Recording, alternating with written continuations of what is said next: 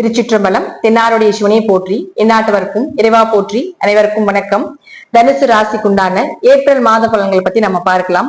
தனுசு ராசியை பொறுத்த வரைக்கும் பாத்துட்டீங்கன்னா, உங்களுக்கு இப்போ அர்த்தாஷ்டம சனி இந்த ஏப்ரல் மாசம் வந்துடும்.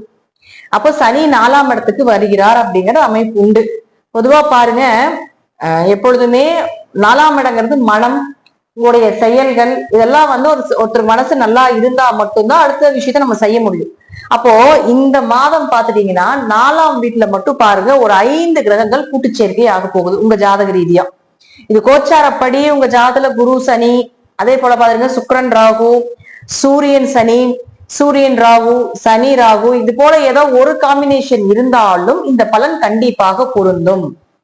அப்போ லக்னாதிபதி மறைஞ்சு நிக்கக்கூடிய காலகட்டங்கள். அப்ப லக்னாதிபதி மறைஞ்சு நின்று 4ஆம் இடம் வலுத்து நிக்கக்கூடிய ஒரு அமைப்பு காட்டுது. ஏன்னா இந்த இடத்துல பாத்தீங்கன்னா இந்த மாசம் 3 கிரகங்கள் நீசமாகறாங்க. பொதுவா 3 கிரகங்கள் நீசமாகுது அப்படின்னா வலு இல்லாம இருக்கிறாங்க அப்படிங்கிற அமைப்பு உண்டு. அப்ப எந்த கிரகம் நீசமாகுதோ அந்த கிரகத்தினுடைய விஷயத்தை விட்டு கொடுத்துட்டு போயிடணும். அது என்னென்ன அப்படிங்கறத நான் சொல்றேன். அப்ப லக்னாதிபதி குரு மறையும் பொழுது எல்லா விஷயத்திலும் கொஞ்சம் கவனமா இருந்து ஹேண்டில் பண்ணணும். இப்பவே நகை கடன், வீட்டு கடன், அதே போல பாத்துட்டீங்கன்னா உங்களுக்கு 6ஆம் இடங்கிறது நோய் சம்பந்தப்பட்ட விஷயத்துக்கு செலவு செய்யறது, ஒரு வேலையில திருப்தி இல்லாம இருக்கிறது, இதெல்லாமே 6ல குரு இருந்து கொடுத்துட்டு இருந்தார். அடுத்தது 2 மற்றும் 3ஆம் அதிபதி சனி போய் 4க்கு நிக்கிறார். அப்ப சனி 4ஆம் வீட்டுக்கு 2 கூட ஒரு 4க்கு போகும்பொழுது கொஞ்சம் வீடு சொத்து மனைகள் எல்லாமே ஏற்படுத்தி கொடுத்துருவார். ஆனா இருப்பினும் கூட்டு கிரகத்தோடு இருக்கும்போது அந்த இடத்துல அவர் வேலை செய்யறதுக்கு கொஞ்சம் தாமதப்படுத்தும். ஏன்னா சனி ரொம்ப ஸ்லோவான கிரகம். இத்தனை கிரகங்கள் இருந்தாலும் அந்த ராகு மட்டும்தான் அங்க வந்து ஹீரோயிசம் பண்ணுவார். எல்லா கிரகமும் ராகுக்கு கண்ட்ரோல் ஆயிரும், கேதுவுக்கு கண்ட்ரோல் ஆயிரும். அப்ப இங்க இருக்கக்கூடிய எல்லா கிரகத்தினுடைய பவரை எடுத்து இந்த ராகு தன்னுடைய ஸ்டைல வெளிப்படுத்தும். இதுதான் ராகுக்கு உண்டான பெரிய பவர். அப்போ 4ஆம் இடத்துல ராகு இருக்குது அப்படின்னா உங்க தாயினுடைய ஆரோக்கியம். அப்போ சூரியன் இருக்கும் பொழுதுதான் தந்தை சார்ந்த விஷயங்கள். ஏன்னா தனுசு ராசிக்கு தனுசு லக்னத்துக்கும் பாத்தீங்கன்னா 9ஆம் அதிபதி சூரியன். அப்ப இந்த சூரியன் 13ஆம் தேதி வரைக்கும் இங்கதான் இருக்க போறார். அதற்கப்புறம் உச்சமாக போகிறார். அப்ப தனுசு ராசி கொஞ்சம் 13ஆம் தேதி வரைக்கும் கொஞ்சம் கவனமா இருந்துக்கணும். தந்தை விஷயத்துல, பூர்வீக சொத்து சார்ந்த விஷயத்துல, உயர்கல்வி படிக்கக்கூடிய விஷயத்துல எல்லாம் கொஞ்சம் கவனமா இருக்கணும். அதற்கப்புறம் 13ஆம் தேதிக்கு மேல உச்சம் ஆகிறார். அதற்கப்புறம் உங்களுடைய ப்ராசஸிங் எல்லாமே சக்சஸ். 13ஆம் தேதிக்கு மேல நீங்க நினைச்சது எல்லாமே உங்களுக்கு சக்சஸ் ஆகும். நீங்க என்ன எதிர்பார்க்கிறீங்க அந்த விஷயம் எல்லாம் கைகூடி வரும். 9ஆம் இடம், 5ஆம் இடம், பாக்கியாதிபதி, புண்ணியாதிபதி. அப்ப அது ரெண்டுமே ஒரே காம்பினேஷன் வரும் பொழுது நீங்க எதிர்பார்த்த எல்லாமே நடக்கும் அப்படிங்கறதா உண்மை. அடுத்தது பாருங்க சுக்கிரன். இந்த சுக்கிரன் அப்படின்னு சொல்லக்கூடிய 6 மற்றும் 11ஆம் அதிபதி உச்சம் ஆகிறார். இப்போ ஒரு உச்ச கிரகம் வக்ரம் பெற்று நிக்குது. அப்ப எப்பவுமே பாருங்க ஒரு உச்ச கிரகம் வக்ரமானா நீச பலனை அடையும் அப்படிங்கறதா உண்மை. அப்ப அந்த நீச பலனுக்கு உண்டான விஷயம் 13ஆம் தேதி வரைக்கும் கொஞ்சம் கடன் வாங்குறதோ, நோய் சார்ந்ததோ, பெரிய லாபத்தை எதிர்பார்க்காம இருக்கிறதோ நல்லது. 13ஆம் தேதிக்கு மேலதான் உங்களுக்கு லாபங்கள் கிடைக்கும். ஏன்னா அவர் உங்களுக்கு 11ஆம் அதிபதி. அப்ப 13ஆம் தேதிக்கு மேல நிச்சயமாக உங்களுக்கு லாபம் பல மடங்காக கிடைப்பதற்குண்டான வாய்ப்புகள் உண்டு அப்படிங்கறதுலயும் மாற்றமே கிடையாது. அடுத்தது புதனை பொறுத்த வரைக்கும் 7-10 கூடையவர். திருமணம் சார்ந்த விஷயங்கள் அவரும் நீசத்துலதான் இருக்காரு. நான் சொன்னேன் இந்த 3 கிரகங்கள் நீசம்னு. அப்ப திருமணம் சார்ந்த விஷயம், தொழில் சார்ந்த விஷயம், இதுல எல்லாத்துலயும் கொஞ்சம் கவனமா இருக்கணும். கணவன் மனைவியா இருந்தீங்கன்னா கொஞ்சம் அந்யூன்யங்கள் குறையும், கொஞ்சம் கருத்து வேறுபாடுகள் வரும். இதே புதிய வரன்கள் பாக்குற மாதிரி இருந்தீங்கன்னா கொஞ்சம் தள்ளி வைத்துக் கொள்வது என்பது சிறப்பு. இந்த மாதம் திருமணத்துக்கு ஒரு சிறப்பான மாதம் இல்ல தனுசு ராசியை பொறுத்த வரைக்கும்.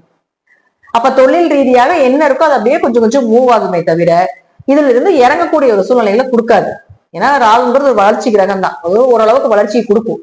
இருப்பினும் புதன் அங்க நீசமாக இருக்கிறதுனால கொஞ்சம் கவனமாக இருந்து செயல்படுத்துங்க அப்படிங்கறத உண்மை. அடுத்தது பாருங்க உங்களுக்கு செவ்வாய் நீசமாகும். செவ்வாய் யாரு? 5 மற்றும் 12ஆம் அதிபதி. இந்த மாதம் முழுவதும் நீசம். 5 தான் அதிர்ஷ்டம். அப்ப கொஞ்சம் குழந்தைகள், 5 அதிர்ஷ்டம், குழந்தை, குலதெய்வம், இது எல்லாமே வந்து உங்களுக்கு செவ்வாய் தான்.